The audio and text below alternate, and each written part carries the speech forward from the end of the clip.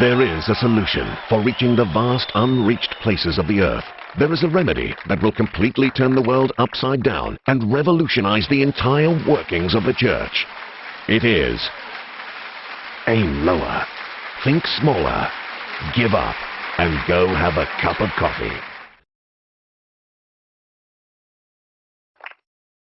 I know you're thinking, amazing, why didn't I think of that?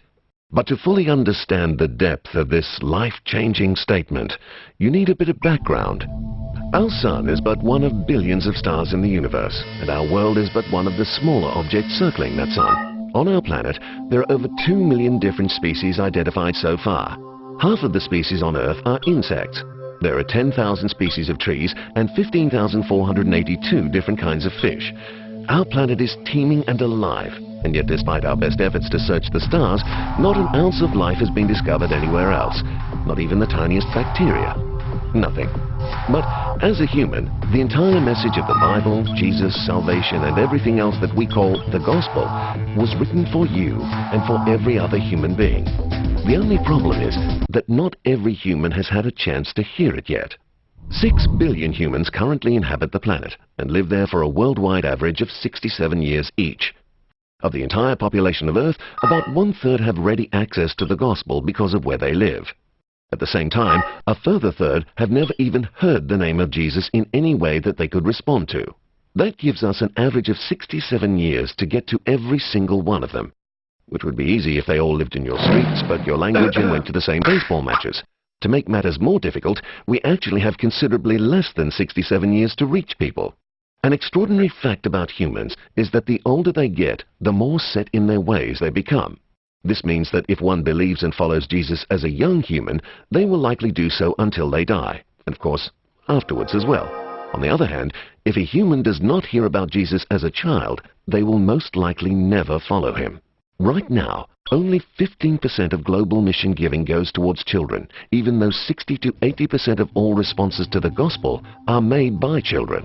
If you formed every person on the earth into a very, very long line, 1 in every 3 would be a child under the age of 15.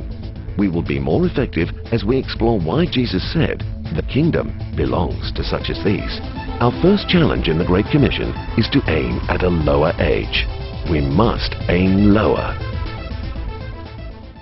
It is said in the Gospels, "The harvest is plentiful, but the workers are few."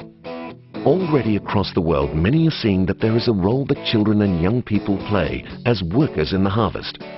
Leadership does not start at 30 years of age. It starts as a child and a teenager. Children may not know everything as an adult does, but by using their knowledge of the gospel and the enthusiasm of youth, they are able to pray, to share, and to serve in their way. As the human population rapidly grows worldwide, there is an increasing number of children and a decreasing proportion of adults.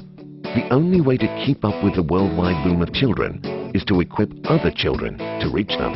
It is said, "You have hidden these things from the wise and learned and revealed them to little children."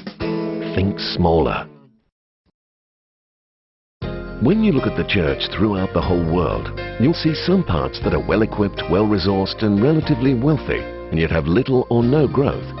Conversely, you'll see other parts that are growing quickly with great energy but have few means and no wealth. Together, as we seek to effectively evangelize, nurture, and equip children, we need to be willing to share resources more freely and give up the pride of building empires and organizations and to put kingdom building at the forefront. Whatever it is that we need to give up for the sake of the kingdom, let's give up.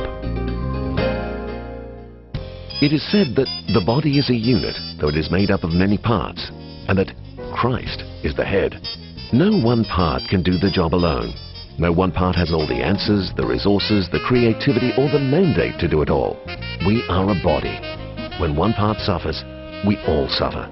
To accomplish the Great Commission means having a cup of coffee with someone from the church down the road. Talk to them, partner with them, become prayer partners with a struggling church across the globe. We are part of the same body. We are on the same team. Go, have a cup of coffee.